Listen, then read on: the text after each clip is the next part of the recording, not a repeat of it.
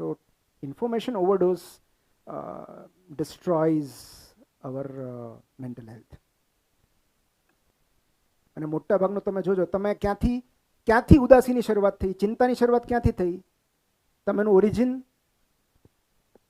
Trace back કરો તો કાં તો કોઈ રીલ હશે, કાં તો કોઈ ઇન્ફોર્મેશન હશે. 4 જણ ફરવા ગયા અને તમે રહી ગયા, એ ઇન્ફોર્મેશન તમારા સુધી પહોંચી, પછી દુઃખની શરૂઆત થઈ. તમે જોયું તો તમને ફોર્મો ક્રિએટ થયો કે આ તો મને બોલાવી જ નહોતી, આ ક્યારે કીધું થયું, ક્યારે જઈ આવ્યા, મને કેમ નહોતું કીધું. સો એ ફોર્મો થયું ને, ફિલિંગ ઓફ મિસિંગ આઉટ. તમને એવું લાગ્યું કે આ ઇન્ફોર્મેશન મારા સુધી કોણે પહોંચાડી? અલ્ગોરિધમે. Algorithm is very smart. તો એ તમને એવું જ ફીલ કરાવશે, એવું જ બતાવશે જે તમને અપૂર્ણ લાગે. તમારી જાત મતલબ એક આલિશાન 5 સ્ટાર હોટલ બતાવે, એક સરસ બ્રેકફાસ્ટ સ્પ્રેડ બતાવે, બુફે સ્પ્રેડ બતાવે, તમને એમ થાય કે મારે રોજ બ્રેડ બટર ખાવાના. તો તમને અસંતોષ જન્માવે છે ને, તો જ ચાલશે ને market. So this is how the entire things work. હવે તમે ગમે કે ન ગમે, ધીસ ઇઝ સો, પણ આપણે કેટલું કન્ઝ્યુમ કરવું એ આપણા હાથમાં છે. સો તમે તમારી રીતે રૂલ્સ બનાવી શકો કે કેટલી ઇન્ફોર્મેશન તમારે મેળવવી છે, કોની મેળવવી છે, કોની સ્વીકાર્ય છે, કોની અસ્વીકાર્ય. I may sound very harsh, પણ there has to be some rules જ્યાં સુધી આના ઉપયોગની વાત આવે ત્યાં.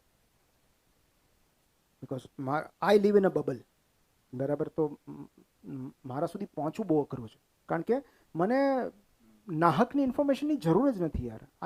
હું તમે આવો એ પહેલાં હું તમને આઉટરાઇટલી રિજેક્ટ કરું છું કે આ ઇન્ફોર્મેશન મારા સુધી ના પહોંચાડો. કામનું હોય તો મારા પાસે આવી જશે.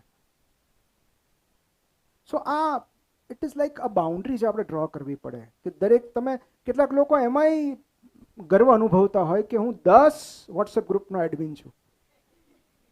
અરે ભાઈ, આ કકળાટ છે જે 10 થેલા તું હારે લઈને ફરે છે ને, એ તારી યાતનાનું, એ વજન જ તારી યાતનાનું મુખ્ય કારણ છે. 10 ગ્રુપ એટલે કેટલા ઝઘડા ચાલતા છે ને. કારણ કે કાં તો પોલિટિકલ ડિસ્કશન ચાલતું હોય, કાં તો પારિવારિક ડિસ્કશન ચાલતું હોય, કાં તો ધાર્મિક ડિસ્કશન ચાલતું હોય, કોણે શું કર્યું. હવે બધાના મત એક તો થવાના જ નથી, તો એ તો થવાનું જ છે ને. સો અલ્ટિમેટલી તમારે કયા ડિસ્કશનનો ભાગ બનવું છે, કયા ગ્રુપનો ભાગ બનવું છે, કેટલી ઇન્ફોર્મેશન તમારે સિલેક્ટિવલી ગ્રહણ કરવી છે, એ તો આપણે જ નક્કી કરવું પડશે ને. બિનજરૂરી ન્યૂઝની આપણને જરૂર નથી. કેટલા બધા ન્યૂઝ તમે જુઓ, ન્યૂઝ ચેનલ તમે જુઓ, બદનામી જલ્દી ફેલાય છે. ન્યૂઝમાં જે બદનામી હોય ને એના શેર્સ મેક્સિમમ હોય, કારણ કે લોકોને એક વિકૃત આનંદ આવે ને એમાં. અને દેટ ઇઝ અ વે, એક રસ્તો છે તમારી નિષ્ફળ જાતને શોધન કરવાનો અને શાંત કરવાનો કે તે કાંઈ ન કર્યું, કાંઈ નહીં, તું બદનામ તો નથી, જો આજો કેવો બદનામ થયો. તો એ તમે તમારી નિષ્ફળતાઓ છુપાવો છો. એટલે સફળ લોકોની બદનામી નિષ્ફળ લોકોનો મુખ્ય ખોરાક હોય છે. તો એ ઇન્ફોર્મેશન સપોઝ તમારા સુધી ન પહોંચે તો એમાં તમે શું ગુમાવ્યું? બરાબર. સપોઝ કોઈ જગ્યાએ કંઈક બબાલ થઈ, કંઈ ઝઘડો થયો, હવે કોઈ રાજકોટમાં કંઈક પ્રોબ્લેમ થયો, એ હું ભાવનગરમાં એ ન્યૂઝ સાંભળીને મને શું મળવાનું છે?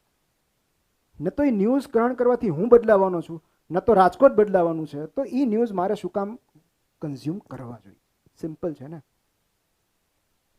સો એવું કહેવાય છે, એક વિધાન છે કે if you don't read newspapers, you are uninformed. If you read newspapers, you are misinformed. કારણ કે એ તો એમણે બતાવેલું સત્ય છે ને, તમને ક્યાં ખબર છે? Everything you she is a perspective, everything you hear is an opinion. તમે જે કાંઈ દ્રશ્ય જુઓ છો, અલ્ટિમેટલી એ કોઈકનો દ્રષ્ટિકોણ છે ને. તમે જે સાંભળો છો કોઈકનો અભિપ્રાય છે. તો એને કેટલું એક્સેપ્ટ કરવું, કેટલું રિજેક્ટ કરવું એ તમારા હાથમાં છે. So information is like double edged sword. માહિતીનો અતિરેક સૌથી વધારે આપણું માનસિક સ્વાસ્થ્ય બગાડે છે.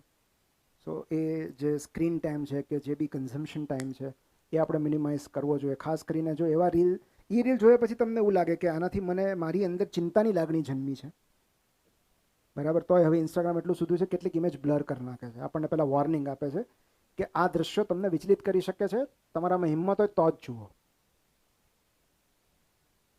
પણ કેટલાક એવા દ્રશ્યો હોય છે જે વોર્નિંગ વગર આવે છે ને વિચલિત કરી જાય છે. કોકે નવી સાડીમાં સરસ મજાના ફિલ્ટર સાથે ફોટો મૂક્યો, એ દ્રશ્ય તમને વિચલિત કરી ગયું છે, બરાબર? પછી કારણ કે તમે તરત અરીસામાં જોશો. કોઈએ ઇન્વાઇટ નથી કર્યા તોય તમે પહોંચી ગયા. તમે ફ્રેન્ડ્સ હોઈ શકો, તમે એને ફોલો કરી શકો, તેમ છતાં there is an option in Facebook, take a break, જેમાં બ્લોક નથી કરવાના, અનફોલો નથી કરવાના, ટેક અ બ્રેક. બહુ સરસ છે. બ્રેક લો મતલબ કે એની ફીડ તમને નહીં બતાવે, તમારી ફીડ એની છૂટા પડી ગયા. અને ઇન્સ્ટામાં સરસ ઓપ્શન છે નોટ ઇન્ટરેસ્ટેડ. મને આ બતાવતા જ નહીં આ પ્રકારનું. હું જેમાં ઇન્ટરેસ્ટ છું એ જ મને ફીડ બતાવો. તો તમને જો વાઇલ્ડ લાઈફમાં ઇન્ટરેસ્ટ હોય તો તમને વાઇલ્ડ લાઈફની ફીડ આવશે. તો તમારી ફીડ તો તમે કંટ્રોલ કરી શકો ને, એટલી તો સ્વાતંત્ર્ય આપ્યું છે ઇન્સ્ટાગ્રામે.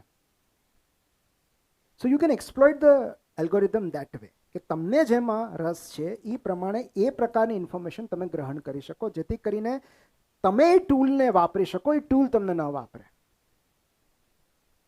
તમે ઓટો પાયલટ પર ન રહો. બાકી તો એ જે તમને બતાવવા માંગે છે એ તમે જુઓ છો. સો આઈ થિંક આ 4 એવી વસ્તુ છે કે જો આ 4 ઉપર આપણે થોડું સંયમ રાખી શકીએ તો. બાકી તો કેવું છે કે if you are at peace with yourself, I don't think કે બહુ ડિસ્ટર્બિંગ કંઈ બીજા પરિબળો હોય છે જીવનમાં. કે હું આ જે બ્લેઝ પાસ્કલે કીધું ને કે હું આ ખુરશી પર બેઠો છું, આ પુસ્તક કે આ મારું કામ કે આ મારી મેચ મને કોઈ બતાવતા નહીં. અને આ જગત તમને ત્યારે જ એકલું પાડી શકે છે જ્યારે તમે જગતનો પીછો કરો છો. જેવા તમે એકાંત પ્રિય બની જશો ને, લોકો ગોતતા આવશે તમને. એ જગતથી જોવાતું નથી કે આરો આટલા સુખીથી કેમ જીવે છે.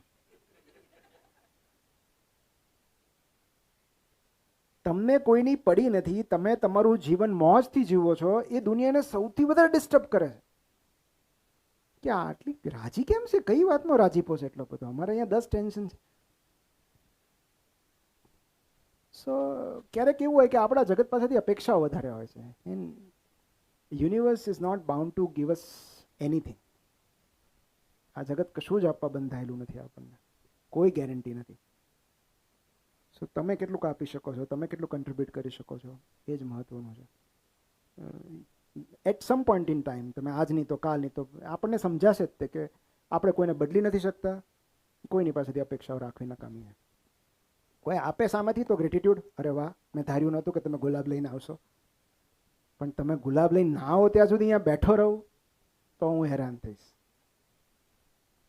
સો અગેન સેલ્ફ વર્થ, તમે ગુલાબ આપો તો જ મારી સેલ્ફ વર્થ છે એવું નહીં. એમ તમે આપશો તો હું સ્વીકારી લઈશ, મારામાં એટલો અહંકાર નથી કે હું રિજેક્ટ કરી દઉં. પણ તમે લઈને આવશો તો જ કાંઈ હું મારી જાતને ઉજવીશ એવું નથી, એવી કોઈ શરત નથી. So again, that is when we create an separate identity, value beyond people. આપણા જે સર્કલ છે એની બહાર આપણે એક વેલ્યુ ક્રિએટ કરી છે. અને એ આત્મબળ આવે છે જ્યારે તમે કોઈ એવી પ્રવૃત્તિમાં ડૂબી જાઓ છો, એ આત્મબળ આપોઆપ આવે.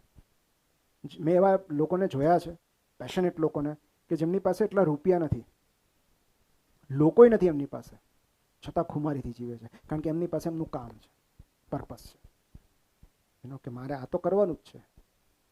લોકોની સેવા કરતા મેં એવા કેટલાક લોકોને જોયા છે જે લોકસેવામાં ગળાડૂબ હોય છે, ખુમારીથી જીવે છે. તો they don't wait for anybody. So I think that is again પેલી હાયરાર્કી આપણે યાદ કરીએ તો છેલ્લે ક્રિએટ આવે છે કે when we create value આ સમાજ માટે.